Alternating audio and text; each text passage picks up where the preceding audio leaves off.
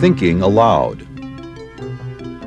Conversations on the leading edge of knowledge and discovery with psychologist Jeffrey Mishlove.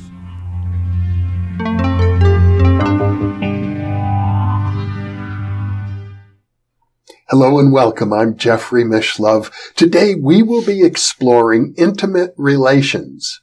With me is Professor Jorge Ferrer, who is a core faculty member in East-West Psychology at the California Institute of Integral Studies.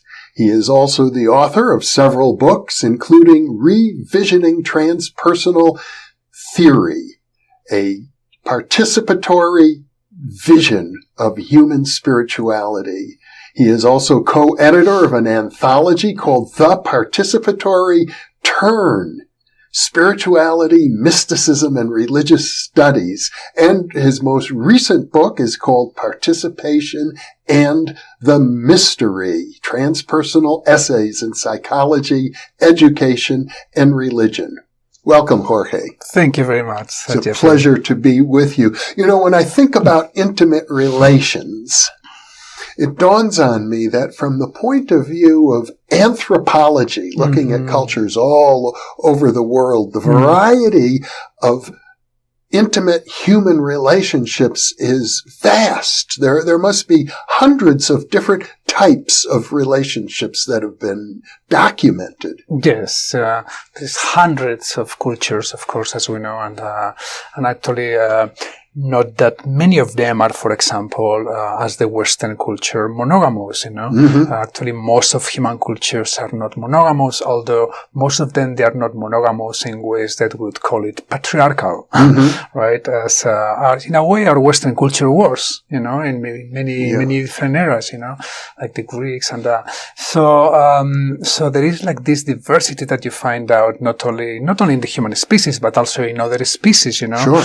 Actually, many of the species that were considered, believed for many years to be monogamous, like different types of birds, you know, with DNA testing, we now know that they are only socially monogamous, but not biologically so. Well, in fact, my understanding is that in the animal kingdom, it's very rare to find monogamous animals. I believe there's some tiny little moles that burrow under the earth that are known to be truly monogamous. Yes, it's very extremely rare, exactly. Yeah. What doesn't mean that because something is not natural, is not desirable. And this is an important argument, you know, like there are many things that are natural that are not desirable, like tuberculosis or tornadoes, and there are many things that are not natural, and there are things that are achievements, you know. So in a way, like some people say that monogamy, like in its more mature ways, it is like a human achievement, and I kind of agree with that, especially because we have like a whole evolutionary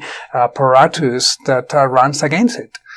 Well, I suppose that in the Western world, people assume that monogamy provides the best possible environment for raising children. Yes. And I think that's been called into question. Exactly. And that's the thing. Like, even though I value the achievement of mature monogamy, wholesome monogamy in many people, you know, also it's important to realize that we live in what is being called a mononormative culture. Mononormative, in which monogamy has been socially and culturally enforced through a variety of mechanisms, you know, psychotherapeutic narratives, institutionally, laws, culture, pop, stories, Hollywood, you know, they all, most 80-90%, the lyrics of the music we hear are about like this kind of like romantic love and the monogamous couple, you know, and that's, I think that's problematic in itself.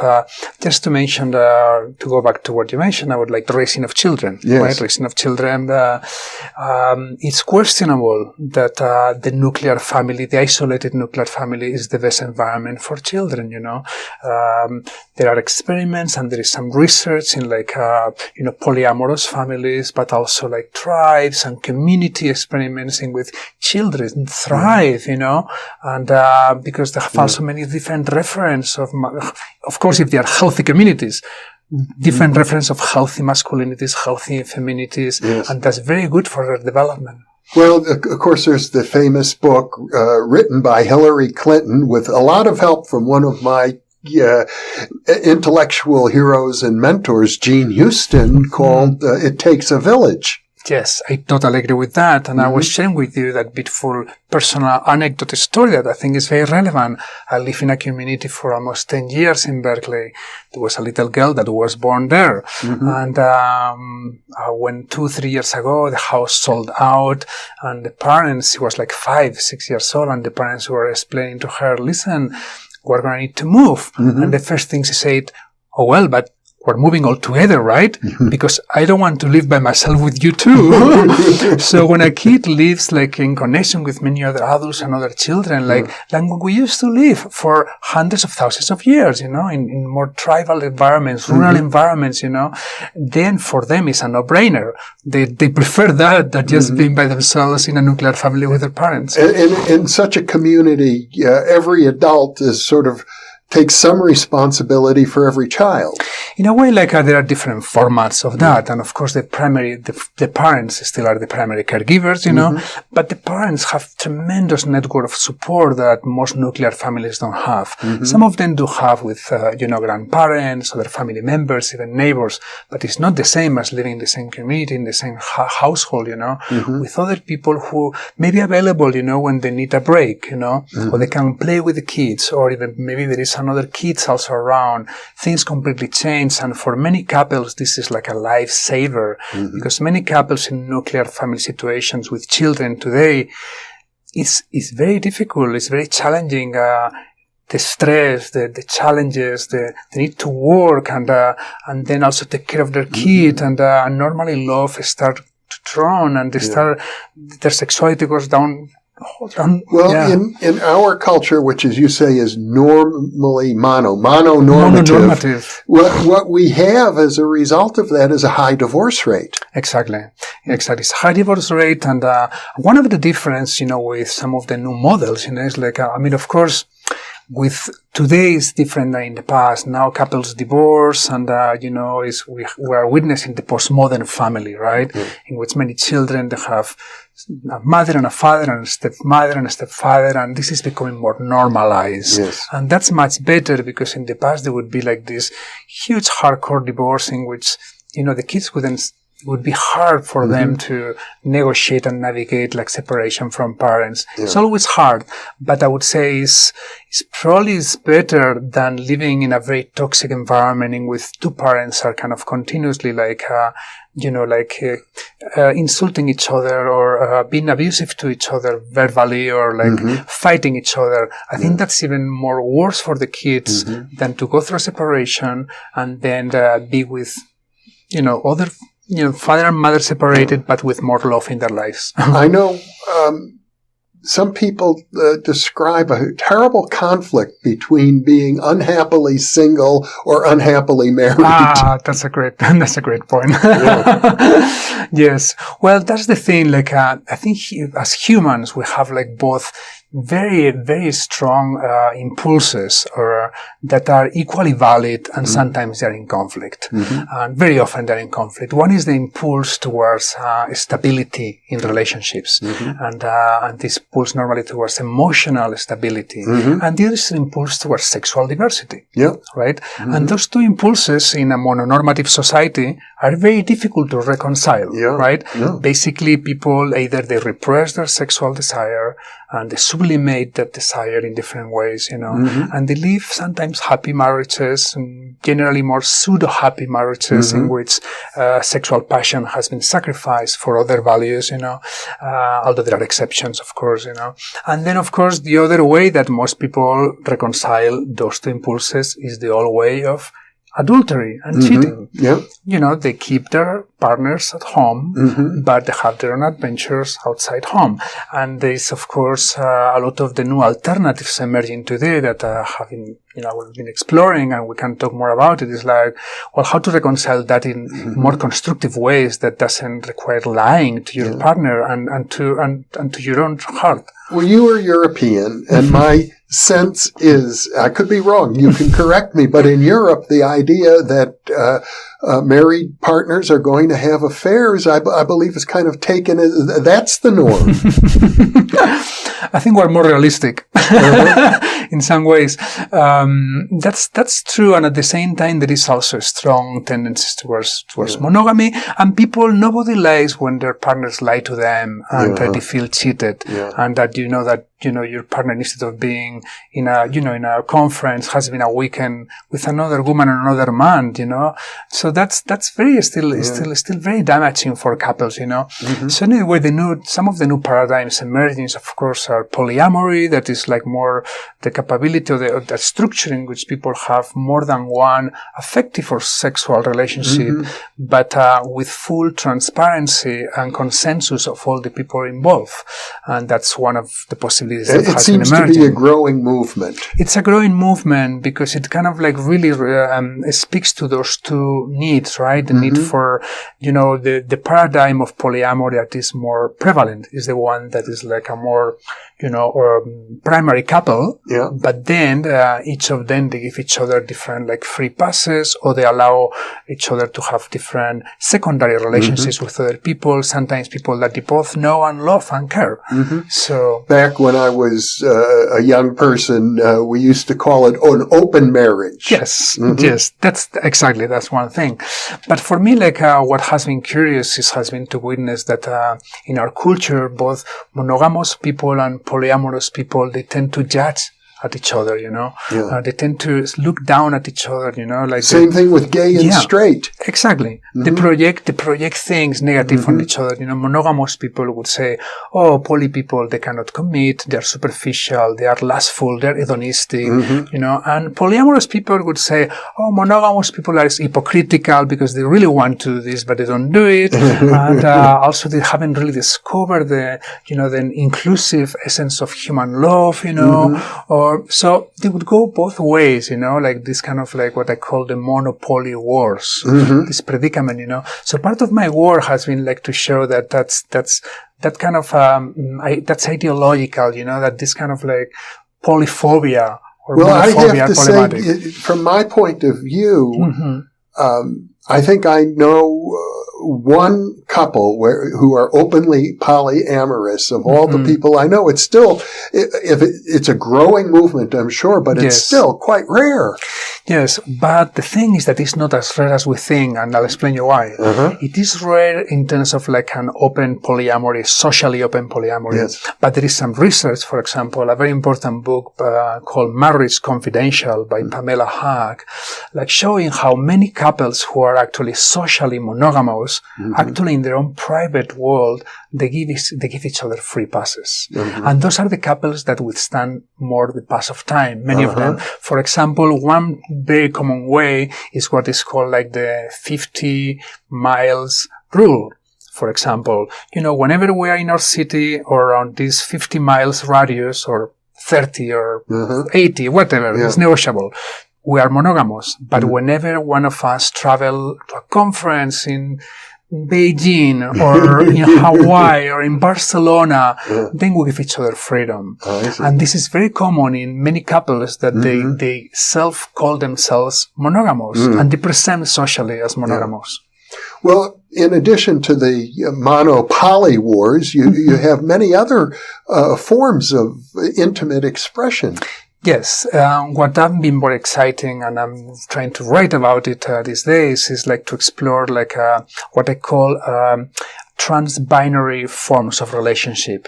What lies beyond the territory, beyond the monogamy and polyamory, in the same way that the transgender movement, taught to us and demonstrated through their life experience that there was something beyond masculinity and femininity, right? Yep. Many years ago, everybody was, you're masculine or feminine, man or woman. There was no other, right? And still today, people are like, are you monogamous or polyamorous? And for more than 10 years, I've experienced myself that they didn't belong to any of those two boxes.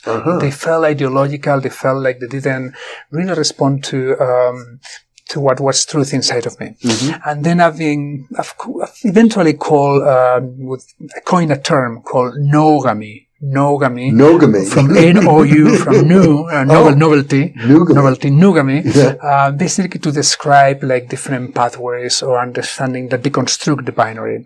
One, for example, could be like the one I mentioned, geographical, right? So people are monogamous, a couple is monogamous with a certain radio around their home, but they are polyamorous whenever one of the two people live, But there are many other ways. For example, one that is particularly important for me is to understand that developmentally we are changing beings and we have different needs and developmental pools at different moments of our lives, both individually and as a couple.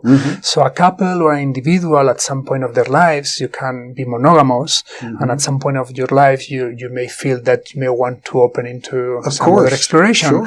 And there is no linear sequence. Okay? It's not that you go always from mono to poly or from poly to mono, as some of those communities tell us. It's more, it's really more winding road. Human possibilities endless. are endless. I mean, just as we see such a diversity of biological species, there can be, and when you look at the biological species, there's quite a diversity in terms of sexual habits. Exactly. And still sometimes we can recognize some patterns. For example, it's quite common that, young men and women are pretty poly when they're dating, then they fall in love with someone, and for some years they become more monogamous to build that trust and respect, and the same couple at some point, sometimes they may decide to open the relationship when sexual habituation has kicked in, and like sometimes it's because they have different sexual needs, sometimes they have different affectionate needs, sometimes it's for different reasons, So there are some patterns, and then sometimes when they grow older, they go back to being more to it.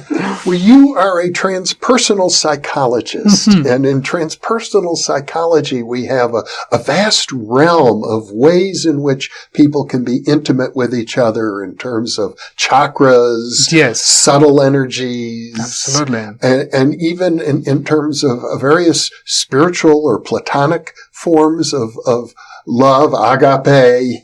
And also the idea of, well, for example, in Rumi's poetry, we see a very passionate relationship between Rumi and his spiritual teacher. Absolutely. Yeah. Yes. One of the ways we can understand, I believe, like some of the contemporary emerging forms of intimate relationships is that they are integrating different forms of love. In a way, like we come from a very strong Christian matrix and baggage that told us that agape and erotic love are, very different. Right, very different. And actually, God is very different. Eros is like something, God is agape, right? Yeah. Eros, in fact, I did an interview on Eros and agape. And the idea is in Eros, the person wants fulfillment for themselves. In agape, you want fulfillment for the other. Exactly. For me, that's a very sad and short-sighted way to understand those things. For me, like and as well as for many mystics in the Christian tradition, they would start like God as Eros as well, So the divine is Eros, is agape, is libido, is philia, is all, So my sense is that when as participatory human beings that we participate in the mystery, creative energy in the divine, when we make love, also the divine is making love through us, So that's one take that and many of these kind of new forms of love are loves that integrate agape and Eros, because normally the culture tells you, oh, you can love with your heart everybody, but sexually, erotically, only one person. Why? Why is so, And of course, there is complexities and there is a lot of caution and respect to take care of people's feelings, and a lot of discernment needs to be applied in the situations. You are reminding me now of an essay, as I recall, written by the Renaissance writer Francis Bacon about the god Cupid. He claims that, there are two Cupids. He said really two gods, and one of them, he said, is the oldest of all the gods. Yes, the king, the green man, the king, the descendant, the ancestor of Dionysius and Bacchus and Cupid, right? Yes. That there's something incredibly primordial about the attraction that people feel for each other. That erotic energy is one of the most powerful forces on the planet. Yes, exactly. And this erotic energy, I think there is something very sacred about it. It's, for me, like sexual energy and unconscious spiritual energy is like a Mobius strip. It's two sides of the same, it's the same energy in different states of concentration or density, you know. And we see so many people, gurus, who are, at least in some regards, highly evolved individuals. And the phrase is they have feet of clay because they are all susceptible to Cupid's arrow. That's right.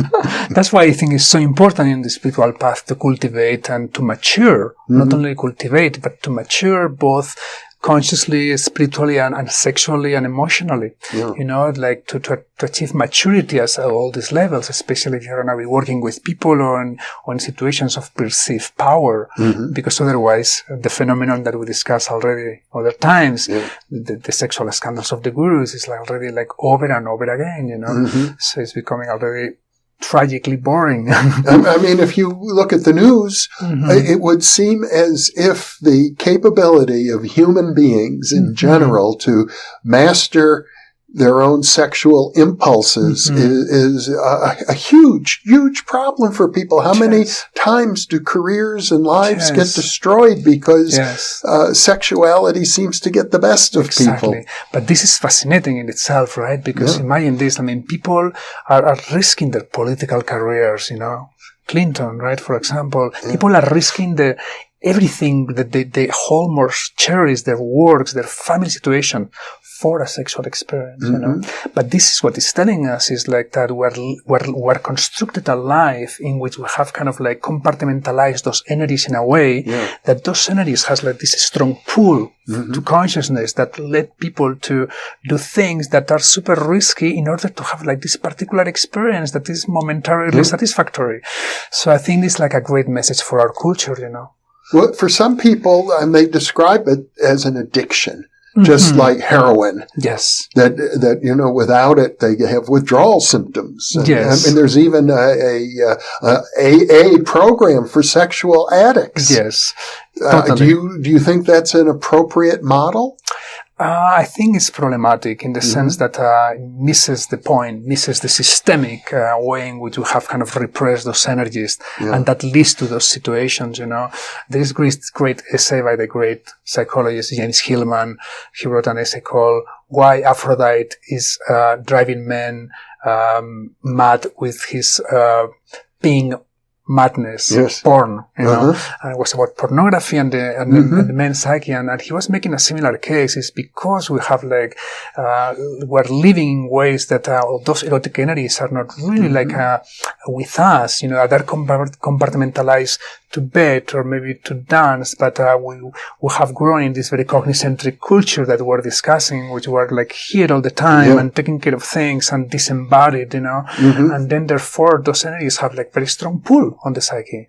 And sometimes it's very sad, you know, when you see, for example, even like people who go into, you know, attracted to children, you know, that's one of the most tragic things that can happen, but there may be some logic to it, you know. It's like people that whose sexual energy like feel they feel they need, you know, like some kind of referent of pure sexual energy.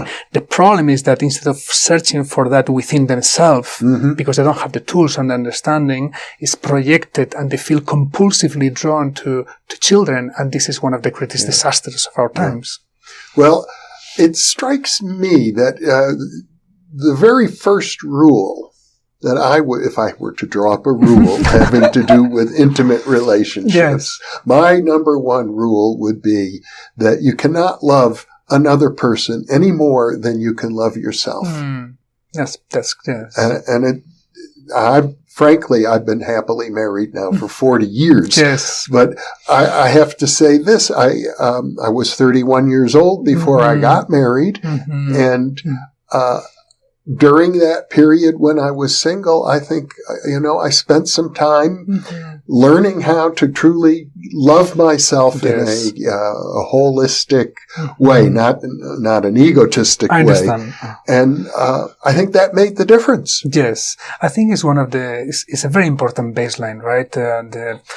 If you love yourself well, right, the way you're describing is that way you can love others and receive their love in ways that are constructive, But also it's tricky because sometimes can see people feel, well, I need to do a lot of work on myself before I enter relationships. Yeah. And watch out, because sometimes it's only relationally that we heal and we learn the lessons. So we need to go through those relational ordeals, that we normally have gone, or to learn the deep lessons, because the deep woundings that doesn't allow us to love ourselves well happen normally relationally too, in connection with our primary caregivers, that even if they were ideals and beautiful, nobody's perfect. There were always omissions. There were always things, So I totally agree with you about loving oneself well as really a good orientation to be in relationship, and at the same time that learning can happen relationally. Now, I can say this as a parapsychologist and a psychotherapist. I have seen people in therapy, and I know this is true. Many people meet each other in a magical, exciting way. There's something synchronistic about it, something parapsychological. In fact, some people say, oh, I saw you in a dream, and then I met you. And oftentimes, those relationships turn out to be destructive. That's fascinating. And it is. And the psychologist or psychiatrist, Jules Eisenbud, wrote an interesting book, Parapsychology and the Unconscious. And he suggests that if people have a self-destructive psychic complex, but they have a certain parapsychological gift, that gift can go into the service of the self-destructive complex they have and lead them to make very bad decisions. To be drawn to a person who was exactly the wrong person. That's fascinating, and I can totally see that happening, especially when you are bringing synchronicities and dreams and psychic into the picture, But my deep sense is that when a human being feels drawn by another human being, it's because that other human being is mirroring in your vital world, in your vital potentials, things that you need to develop within yourself. So the more someone captures your romantic and erotic imagination, it's because it's moving an energy here that's saying I need that mirroring for me to grow and manifest within myself, And so in that way, you can approach attraction and erotic attraction as a holistic path of transformation, consciously, And maybe you also need to learn how to break free. Yes, exactly. Exactly, definitively. And this is part of the path, to really incorporate those things of the other person in your life, so that you don't fall either in polarizations or codependencies or fusions, with these other people. That happens very frequently. Well, it does. In fact, I suspect that in most relationships, there is a fine line between being codependent, which is considered unhealthy. That means you're reinforcing some of each other's negative qualities as opposed to interdependent. That's right. I think the healthiest relationships are those in which each person is trying to bring out the best in the other. But sometimes we can't help ourselves. We bring out the worst. Yes, exactly. And when we have learned, because, two people attract each other because of some polarities, of some differences that is this, there is something about this person that I need, in my life. I want you in my life, right? It feels vital, right? So, if we learn to incorporate those pieces, and then relate to the other person with gratitude about what we have been given, and still then create a platform from that place of mutual growth, even, beyond, because for me, a healthy couple is a platform for psychospiritual growth of the two individuals, shouldn't be like a prison. Right. But many couples become a prison, there's a prison of possession and fear. Oh, if she's gross, if she's writing this book, or if she's doing into this business, she's gonna success and move away from me, right? Or if she meets these people who looks interesting, who knows, perhaps she'll not meet someone that he likes more than me and he'll leave me. Yeah. And then there's all these fears that start creating like this friction, like in the two, you know. And I think that's is unfortunately pretty prevalent, you know. Like many couples start having issues with their partners having new friends of different gender, you know, or doing activities with someone of different gender, you know. Why not? Why they can't have new friends, you know? And that's sad, you know. But if like people have the spaciousness and like the love, and the trust, and the love for your partner, then like even, you know, in the context of monogamy, things could be really, really rich and wholesome and fulfilling. Well, I gather that you would advocate that people engage in experimentation. Yes, and especially like to find your truth, you know, because there are so many people that, for me, it's not about being monogamous or being polyamorous or being nogamous, you know, whatever. It's really about being the relationship that is more attuned to your needs and your growth edge, you know.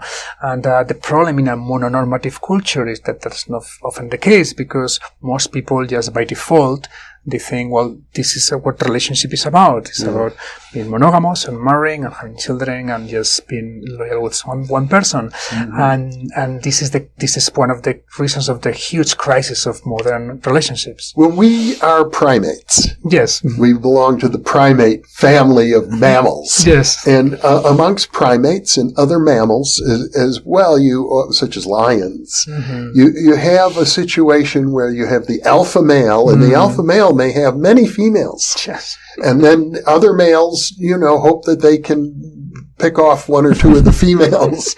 But for the most part, it's like the most powerful males get the most attractive and often more than one. Like amongst gorillas, it's, you know, the alpha male can have a dozen. Exactly.